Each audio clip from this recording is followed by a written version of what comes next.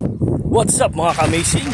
Panibagong araw, panibagong kwento na naman. Siyempre, ayan, medyo matagal-tagal din ako hindi nakapag-vlog. At papansin nyo, dito kami ngayon sa beach. Sinamahan ko yung tropa natin bago, si Boss Jun. Ayan, ito ang kanyang unit.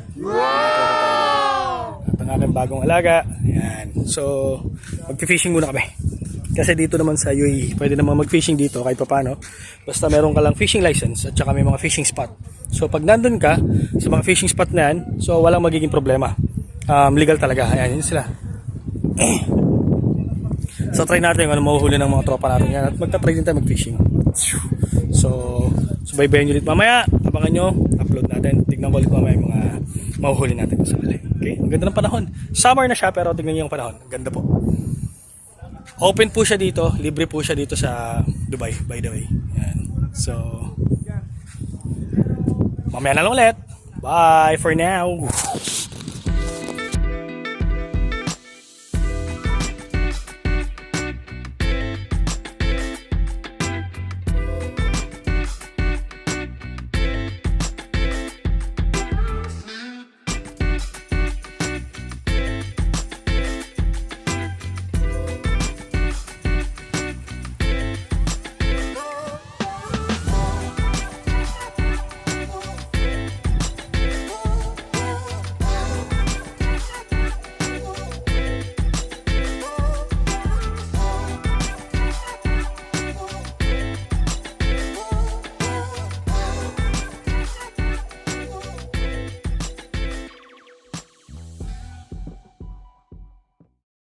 Ayan na mga ka-amazing. Ayan, tignan nyo maigi kung anong aking nakita dito. Oh, nananahimik lang sila, di ba?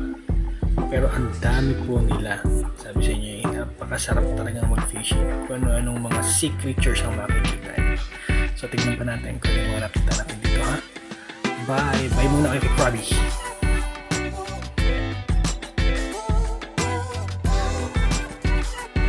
Ayun mga ka-amazing, nakahuli kami ng isa. Pero ito napansin ko, nung nakahuli kami, siya naman lafang nitong isang to. Tingnan nyo maigi, sarap na sarap, nagtawag pa ng barkada. O diba?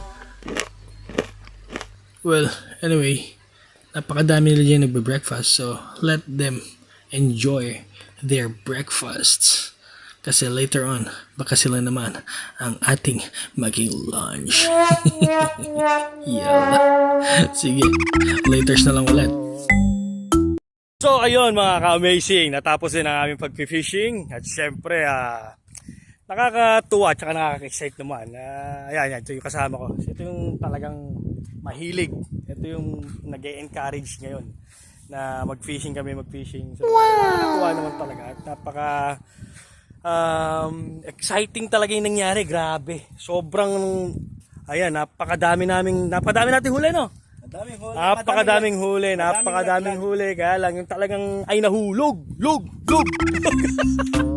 So, ito, mga ka-amazing, tignan natin yung nahuli natin. Ayan. Ayan, no, di ba? Nag-iisa. Oh yes. Nag-iisang hindi nahulog. Yan. Actually maganda eh. May mga tignan nyo dun sa mga videos ko na itatap ko rito. So, time check 8 o'clock. So, nagpunta kami dito ng mga around nandito na kami ng siguro mga 5:30. 5:30 to 6 nandito na kami. Mga 5:30 ganun. Maaga kasi kaming umalis papunta sa amin. So, may 10 kilometers din simula sa bahay hanggang dito. So, paano ba yan? Kita-kits ulit sa susunod na vlog at may mga makakasama na tayo. Ayan, lalo na to. Makakasama ko na to sa mga susunod na vlog. Tayo yung mga fishing trip namin. Cheese! So, don't forget to follow, share, and subscribe. And follow for more. Bye for now!